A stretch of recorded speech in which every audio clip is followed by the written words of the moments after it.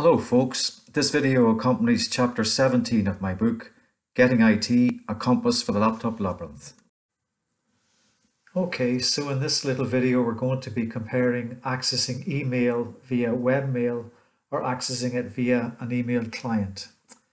So first of all, let me access some email via a webmail client. To do that, I'll go into Google, I'll open Google Chrome. And I use Gmail a fair bit, so I'm always logged in when I open up Chrome. So I'll just click on this link, Gmail. And there's my email, and they're there. I can click on one, Quora Digest. There it is, I can see the email. I'll just go back.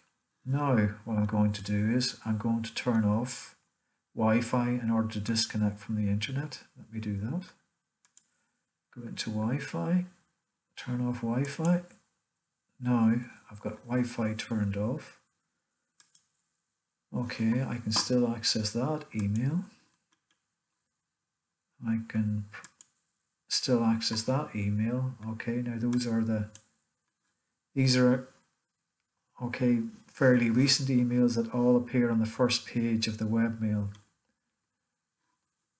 Let me see if I can go back to some older emails. Okay, one's older than the first 50. So I'll click on this and see what happens. Okay, now it's trying to tell me that it's done something, but it's still showing 1 to 50. So it hasn't gone back. It's still on the first 50 emails. Okay. Click on this one, I can still access it, but I can't go back any further than the first 50. This link here doesn't work, older. Okay, it's still 1 to 50. Okay, now let me try an email client. Note, the internet is still off. So the email client that I use is Microsoft Outlook. I go in here and open Outlook.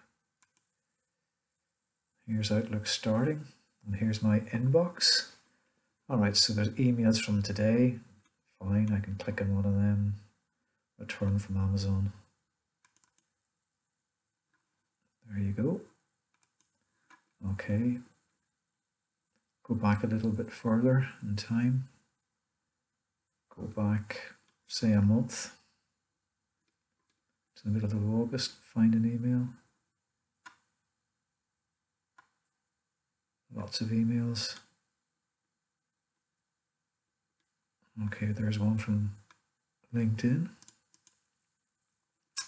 All right, so I can access that email from LinkedIn, which is, what date is that? That's Monday, the 15th of August, so it's basically a month back.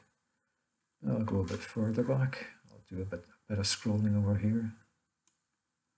All right, now here, what date is this? This is June 2019. There, I can look at the email. All right, so June 2019, that's 3 years ago. This is September 2022. I'll go a bit, see if I can get even older emails.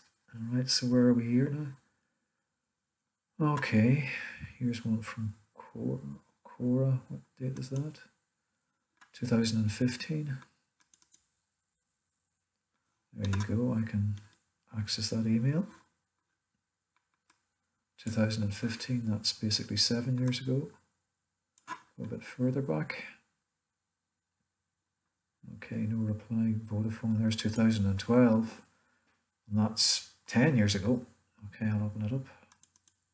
There you go, I can read that email. So you can see that with my email client, all my emails are available on my laptop, whether or not I've got internet connection. My internet connection is off. And okay, so then just for the crack, let me go back into my webmail and just repeat the experiment. All right, I can see the first 50. There you go. But if I try and click to go back to some older ones, right, it's still showing me the first 50. The page hasn't changed. Okay, that's that. Okay, so finally in this segment, we need to point out that Outlook doesn't in fact download all your emails. It only downloads the last year's worth by default. By default, I mean that's the setting that Microsoft provides when you install Outlook. So you have to set it to download all emails if you want to download all emails. So to see how to do that, let me open Outlook. Well, it's already opened. Let me just click on it here in the taskbar. Okay, so in order to change that, or in order to show you how to change that setting, I go into File, click on Account Settings, and this dialog here opens. Okay, here's my email address, here's my email account. Okay, and what do I want to do here? I want to change it. And here it opens up the Exchange account settings. And as you can see, I've got it set to download email for the past all.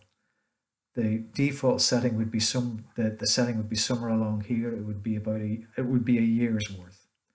Okay, so that's where you change the setting from a year to, as I have, all. Okay, folks, that's kind of that.